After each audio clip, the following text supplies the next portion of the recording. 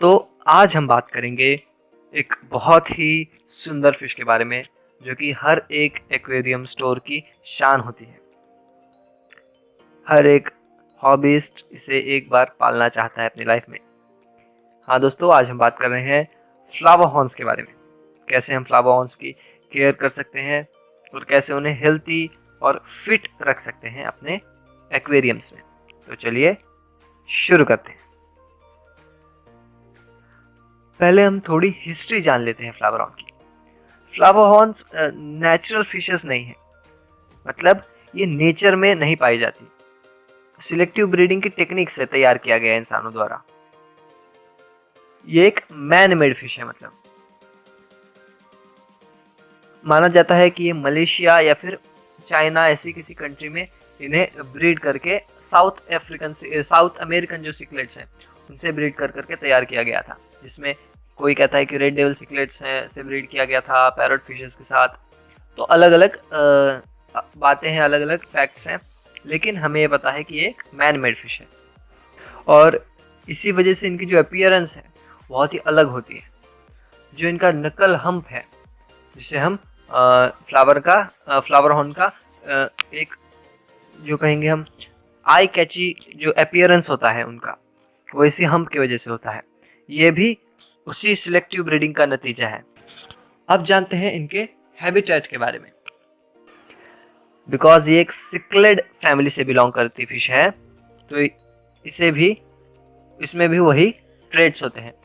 सिक्लेट्स की तरह ये भी बहुत टेरिटोरियल होती है, एग्रेसिव फिश है बहुत ज़्यादा, और अपना जो एरिया है उसे अच्छे से गार्ड करती है। तो हमें इसे उसी प्रकार के टैंक में भी रखना चाहिए। इसीलिए आपको ऐसे डेकोरेशन डालने चाहिए जो कि इसे हार्म ना करे। ठीक है, ये थोड़ी कम आईक्यू की फिश होती है, तो इसलिए वो हर चीज़ से भिड़ने को जाती है, बहुत ही एग्रेसिव है ना। तो इसलिए ऐसे डेकोरेशन रखें जो कि इसे इंटरटेन करे, ना कि इसे हार्म करे। जैसे कि आप सैंड रख सकते हैं नीचे, ग्रेवल्स ना रखें। शार्प ग्रेवल्स तो बिल्कुल नहीं रखने, बिकॉज वो ग्रेवल्स अगर ये मुंह में ले लेगी और अगर अनफॉर्चुनेटली उसके मुंह के अंदर चला जाए और फिर पेट में इंटेस्टाइन में जाके अटक जाए, तो फिर उसे कोई बचा नहीं सकता उस फिश को। तो ऐसे डेकोरेशन रखें जो कि इसे हार्म ना करे पर इसे इंटरटेन करते रहे। टेम्परेचर की बात करें तो वही टेम्परेचर आपको रखना है 25 से 28 डिग्री सेल्सियस तक। मतलब इन जिस स्पीसीज से इनको डेवलप किया गया है वो भी ट्रॉपिकल फिशेस हैं, तो इन्हें भी वही टेम्परेचर पे हमें रखना होगा।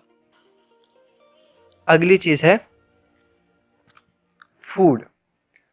तो जो आप डाइट इसे देंगे वो होगा नॉन वेज, ज़्यादातर नॉन वेज डाइट होगा।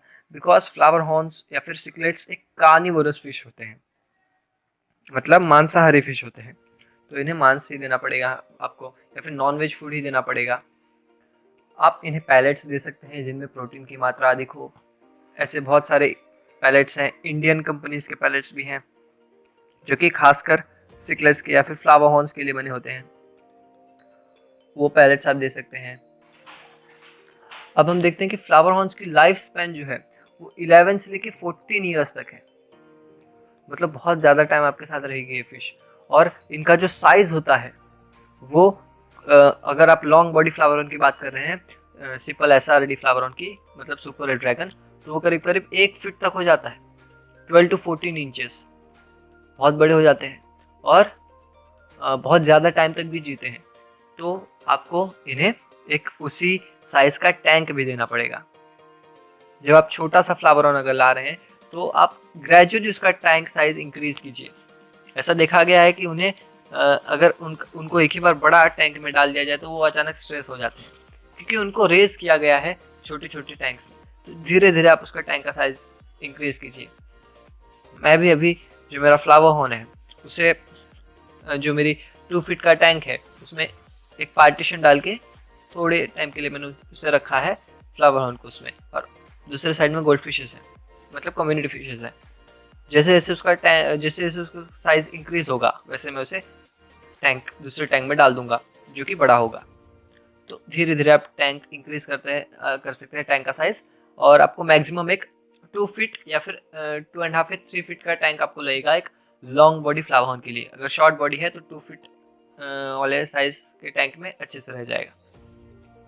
तो अगर आपके पास छोटा सा टैंक है तो आप शॉर्ट बॉडी ले, वो भी बहुत सुंदर होता है और आपके टैंक के साइज में भी अच्छे से फिट हो जाएगा। नेक्स्ट हम बात करते हैं टैंक मेट्स की। तो फ्लावर हॉर्न्स बहुत ही ज़्यादा एग्रेसिव फिश होती हैं। आपको 10 बार सोचना पड़ेगा कि आप इनके साथ कौन से फिश डालें। और ऊपर से ये तो पहले एक बात है कि ये सिकलेट्स हैं, सिकलेट्स नेचुरली बहुत एग्रेसिव होती हैं। और ऊपर से जो फ्लावर हॉर्न है, इन्हें ब्रीडर्स पहले से ही अकेला रखते हैं। जब ये छोटी सी होती है, जब थोड़ा सा इन्हें पता चल जाता है ब्रीडर्स को कि ये मेल है ये फीमेल है, तो वो धीरे धीरे मेल्स को अलग अलग रखने लगते हैं।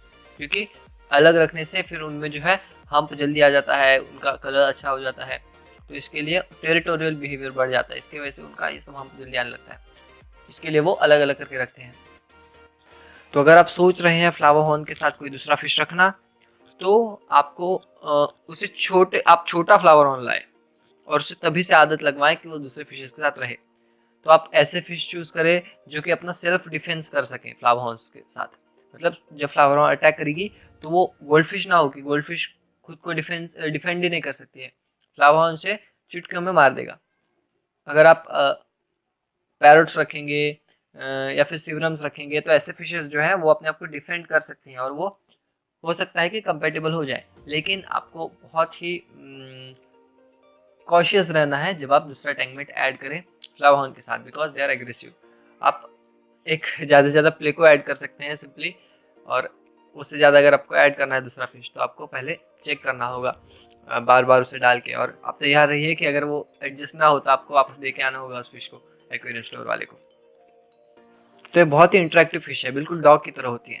तो आपको बहुत ही मज़ा आएगा इसको पालने में। अगर आप सोच रहे हैं तो पहले टैंक्स की अरेंजमेंट कर लें, साइकिलिंग कर ले टैंक और फिर से लाएं, और आपको बहुत ही अच्छा पेट मिल जाएगा जो कि आपको आपके साथ खेलेगा। और उसकी केयर भी उतनी ज़्यादा नहीं है जितना डॉग को आपको केयर करना पड़ रहा है, उससे तो बहुत कम केयर करना पड़ेगा आपको इस फिश का। तो एंजॉय कीजिएगा इस फिश को रखना। और थैंक यू वीडियो देखने के लिए।